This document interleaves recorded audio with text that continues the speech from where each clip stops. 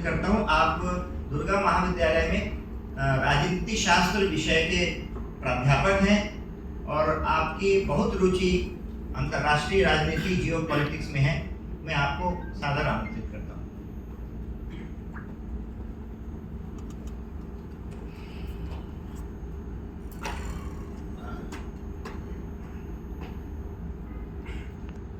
बहुत धन्यवाद शशांक भाई, आदरणीय मंच और समस्त विद्वजन। पुस्तक सर की जो द न्यू वर्ल्ड है, थोड़ा सा पढ़ा उसको। ये इंटरनेशनल पॉलिटिक्स अपने में एक बहुत ही रोचकतम विषयों में से एक होता है। जब तक मैं समझता हूँ, एक तो लॉ और एक अंतर्राष्ट्रीय राजनीति इतनी तेजी से परिवर्तित होती है कि कई बार हम आने वाली चीज़ों का आकलन हम कर ही नहीं पाते। मैं जब भी अपनी कक्षाओं में पढ़ाता हूँ तो मैं कई बार कहता हूँ कि रामायण की स्टोरी बहुत सिंपल है, मैं बता दूंगा। फिर महाभारत इज वेरी टफ, कि महाभारत समझने के लिए आपको आराम से बैठ के पूरी कहानी समझना पड़ेगा। और विश्व राजनीति तो और ह्यूज है, 193 देश है। किस देश का किससे किस प्रकार का संबंध है, प्राइमरी डेटा का अभाव है। हम सब कुछ सेकेंडरी डेटा में बात करते रहते हैं कि ये संबंध ऐसा युद्ध हो गया, जीत गए, हार गए। अभी तक देखिए इंडिया पाकिस्तान के वॉर में कौन जीत रहा है, कौन हार रहा है, स्थिति स्पष्ट ही नहीं होती। कई बार कंफ्यूजन का स्टेट बना रहता है, अभी तक बना हुआ है। तो विश्व राजनीति को अगर समझे तो 1945 सेकेंड वर्ल्ड वॉर बड़ा सिंपल है। तो बायपोलर वर्ल्ड हो गया, अमेरिका और सोवियत संघ हो गए, लोकतंत्र और साम्यवाद का युद्ध हो गया।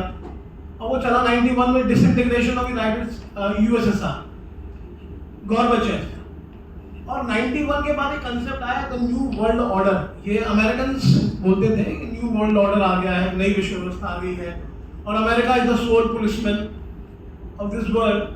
और अमेरिका चाहे मारे या ना मारे, अमेरिका आर्थिक राजनीतिक रूप से शक्तिशाली तो रहा है, अमेरिका को स्वीकार करना पड़ेगा। पर उसके बाद जो स्थितियां बदली, मैं सब अपने अल्प ज्ञान में कह रहा हूँ, बिल्कुल राजनीति विज्ञान का कोई व्यक्ति प्रोफेसर नहीं हो सकता, स्टूडेंट ही रहता है जो थोड़ी बहुत समझ है कि disintegration of Soviet union, Russia बन गया, रशिया कमजोर हो गया, लीडरशिप आई, प्यूटिन की लीडरशिप आई। पर एक जो बहुत बड़ी शक्ति जो तेजी से उभरती रही और लोगों को नहीं दिखी, दैट वाज चाइना। चाइना उस पूरे पीरियड में 70s तक देखिए चाइना तो है ही नहीं, 90s 2000 यहाँ भी ये देश स्ट्रॉन्ग बन के उभरता चला गया। और आज की तारीख में अगर हम विश्व मानचित्र में देखें तो चाइना और अमेरिका ये दो बहुत ही शक्तिशाली यूनिट है। रशिया हो गया, यूरोपियन यूनियन एक ग्रुप बन गया। तो सर जो मैं तो थोड़ा बहुत समझा कि जो न्यू वर्ल्ड ऑर्डर है, जिस नई दुनिया में हम प्रवेश कर रहे हैं, मेरी नज़र में ये बहुत क्लिष्ट होने वाला है। ये उतना सिंपल नहीं जैसे अभी तक हमने पढ़ लिया कि बस लीग ऑफ नेशंस बना, यूनाइटेड नेशंस बना और ये कहानी खत्म हो गई और लोकतंत्र साम्राज्य, इतना नहीं। अब now there is going to be global security order. Number 2, there is going to be global economical order.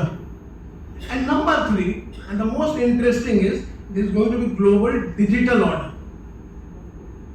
Global digital order देखिए, अब संघर्ष सिक्योरिटी ऑर्डर का संघर्ष तो बना रहेगा। America is very strong. America वो देश है जो कि वियतनाम में भी लड़ सकता है, अफगानिस्तान में भी लड़ सकता है, दुनिया के किसी भी कोने में जाकर लड़ सकता है। चाइना की पकड़ एशिया में है, चाइना एशिया को कंट्रोल करके चल रहा है। अगर आप देखें तो रशिया भी एक लंबे संघर्ष, यूक्रेन से युद्ध कर रहा है, जीत नहीं पा रहा है। अगर आपने उस युद्ध को पढ़ेंगे समझेंगे तो एआई तकनीक का इस्तेमाल करके यूक्रेन को यूरोप बचा। और जिस प्रकार अब अर्थ का जमाना है, ग्लोबल इकोनॉमिकल ऑर्डर आ रहा है, चाइना फिर अगेन गेटिंग स्ट्रॉन्गर। और तीसरा जो मैं समाप्त करूंगा, डिजिटल ऑर्डर। ये जो आर्टिफिशियल इंटेलिजेंस जिस प्रकार से आपकी विदेश नीति में घुसपैठ करेगा, ये किस, और कभी देखिए बहुत तेजी से चीजें बदलेंगी। मैंने सर की को बड़ा सुना भी, यूट्यूब में भी सुना, अगले 10-15 साल बहुत क्रूशियल होने वाले हैं। ये वो समय है कि जब सब कुछ आपको तेजी से करना पड़ेगा। आप कहेंगे कि अभी सोचे, ये सोचने में आप फिर बहुत पीछे, अभी भी आप बहुत पीछे छूटे हुए हैं। मैंने एक इंटरव्यू बड़े विद्वान का सुना था, वो बात मेरे को हर बार बहुत प्रभावी लगती है कि 47 में हमने एक गलती करी कि आपने अपनी प्राइमरी एजुकेशन पर ध्यान नहीं दिया। आप अगर प्राइमरी एजुकेशन पर ध्यान देना, व्हाट डू यू मीन? ध्यान देना मतलब टीचर्स आइए, the best brain should teach in the school. Best brain कहाँ चला गया? इंडिया का बेस्ट ब्रेन बाहर चला गया। मेडिकल, इंजीनियरिंग, बड़े बड़े प्रोफेसर्स बहुत सारे यहाँ बैठे हुए हैं, और जब ये ब्रेन स्कूल में काम करता, कल्पना करिए, तो एक मौका और मिल रहा है।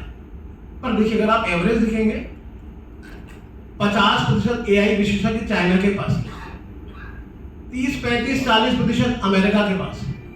तो आपको किस स्पीड में काम करना है, we can only imagine it out. ऐसे हम सिर्फ चर्चा करते रह जाएंगे तो आप अपनी स्थिति से बहुत पीछे छूट जाएंगे। मैं अभी सबको सुनना चाहूंगा, मैं अपनी वाणी को विराम देता हूँ। बहुत बहुत धन्यवाद किसान भाई, थैंक यू।